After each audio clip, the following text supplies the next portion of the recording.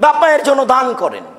এই বাচ্চা ছেলেগুলোকে নিয়ে বাপের নামে খাওয়ালেন কেন? তো ওখানে জমিদারের ছেলে আছে, আর আপনার বাপের নামে যেটা করেছেন সেটা তো সাদকা। এটা কি করে হতে পারে? তার জন্য অবাক।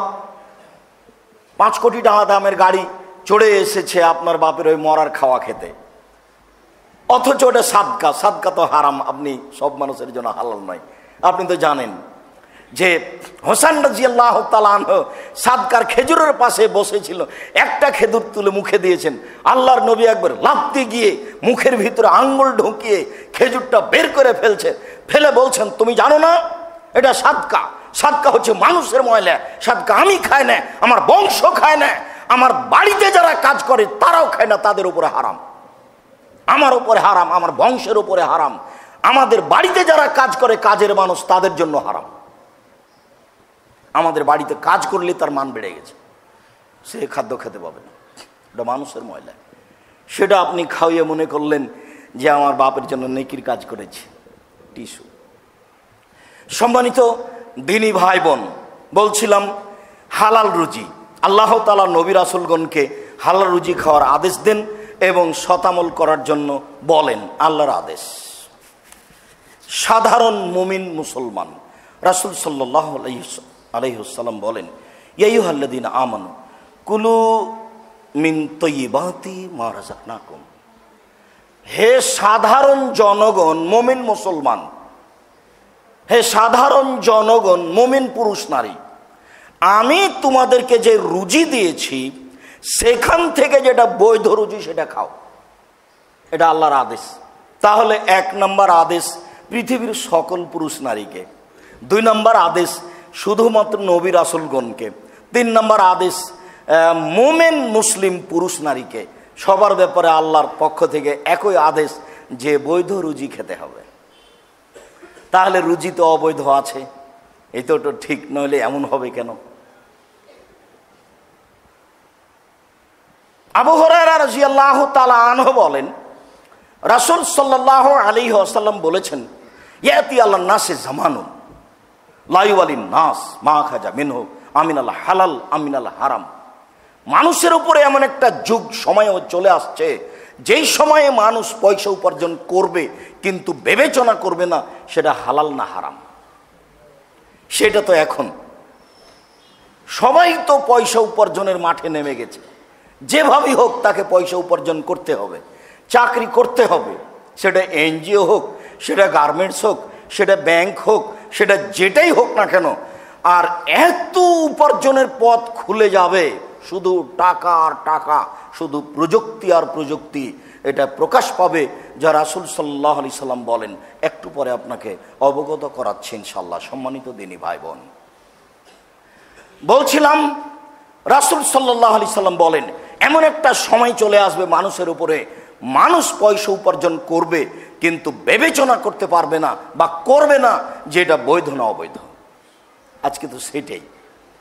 আল্লাহ বলেছেন যে মানুষ যদি অবৈধভাবে পয়সা উপার্জন করে বরকত হবে না, এটা তো আল্লাহ বলেছেন, কিন্তু মানুষ তো আর বুঝতে চায় না।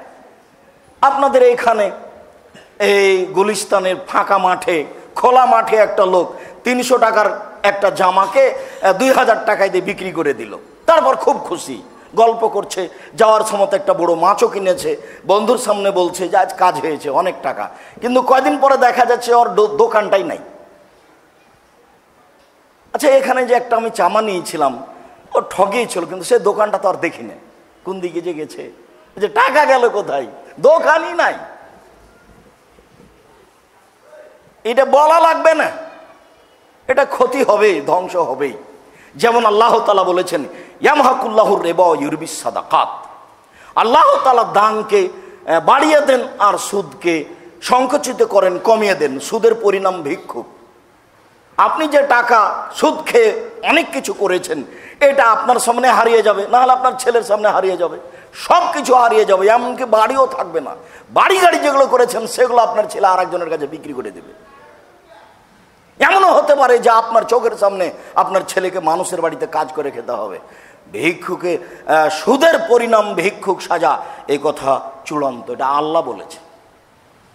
সুদের শেষ পরিণত হলো নিঃস্ব হওয়া, ও টাকা পয়সা কমে যাবে, যেটা আমরা বলিনি, তা আল্লাহ তাআলা বলেছেন। সেখানে আমার আর আপনার করার কি আছে? তিনি যেভাবে বলেছেন সেটাই হবে। ব্যাংকে চাকরি করে লোন নিয়ে বিশাল করে বাড়ি করে কত খুশি, বিবেচনা করলো না যে আমার যা না যাই তো হবে না, না আপনার যা না যাই হবে না। লোন থাকলে জানাজা হয় না। একাধিক হাদিস, শহীদ হয়ে গেলে সব পাপ ক্ষমা, কিন্তু লোনের পয়সা ক্ষমা হবে না, লোনের টাকা ক্ষমা হবে না। আর আপনি টাকা উঠিয়ে ব্যবসা করে খুব খুশি হলেন। আমি তো ওইভাবে টাকা উপার্জন করতে বলিনি, আমার এটা পরামর্শ নয়।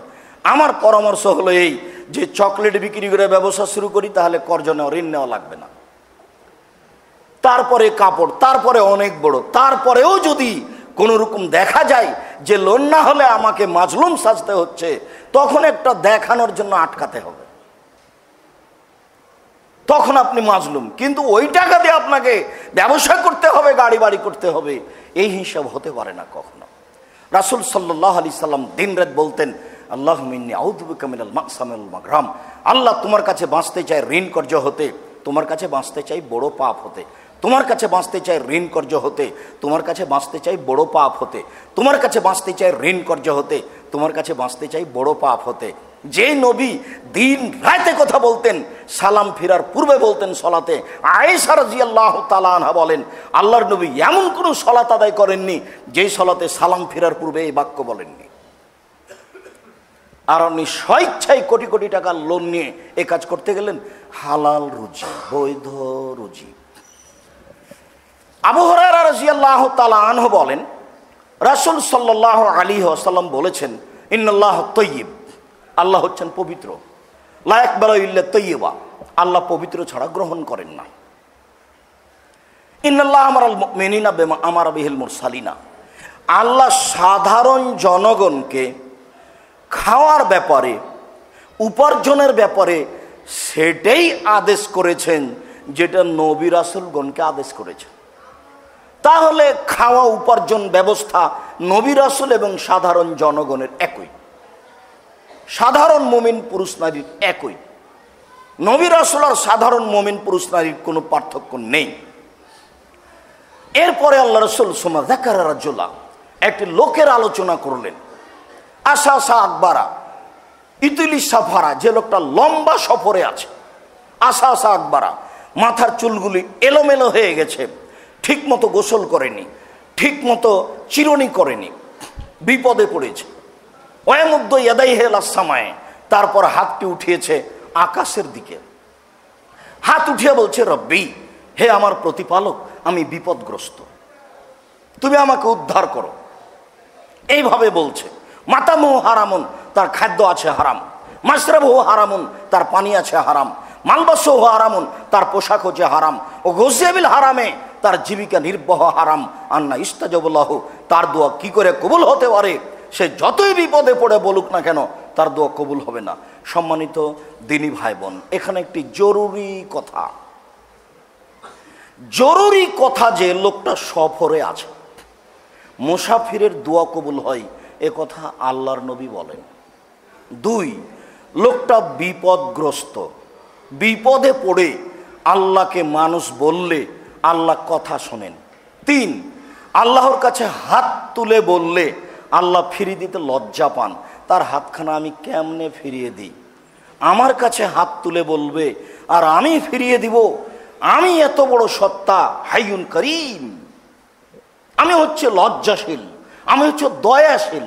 একটু বললে আমি সাধারণভাবে মেনে নিই, তো হাত তুলে বলবে আর আমি ফিরিয়ে দেবো, আমার লজ্জা হয়। যাও, আমি খালি হাত ফিরিয়ে দিলাম না, নেও। এই এতগুলি অবস্থা থাকার পরেও তার দোয়া কবুল হলো না। কেন? তার খাদ্য হারাম আছে, তার পানি হারাম আছে, তার পোশাক হারাম আছে, তার জীবিকা নির্বাহ হারাম আছে। মুসলিম, হাদিস তো মুসলিম। এবার আপনি বিবেচনা করেন, পৃথিবীর সকল দিনী ভাই বোনকে এই হাদিস বিবেচনা করার জন্য অনুরোধ জানাচ্ছি। যে যেখানে আছেন, যারা আপনারা অবগত হচ্ছেন মুখামুখি মিডিয়ার মাধ্যমে, তারাকে সবাইকে অনুরোধ করছি, ভাই বোন, খালা ফুফু, আত্মীয় স্বজন, চাচা চাচি, বিহাই বিহান যারা আছে সবকে এই বাক্য বলার জন্য চেষ্টা করেন। এটা আমি বলিনি, মুহাম্মদ সাল্লাল্লাহু আলাইহি সাল্লাম এভাবে বলেছে। আপনার একটা কথা জানা থাকলে অন্যকে বলেন মর্মে রাসূলের এই কথা পালন করো, তো নিজে সতর্ক হয়ে পৃথিবীর সকল আত্মীয় স্বজন, দিনী ভাই বোনকে আপনি বলার চেষ্টা করেন অল্প কয়েকদিন বাঁচার জন্য হারাম রুজি উপার্জন করতে রাজি নয়।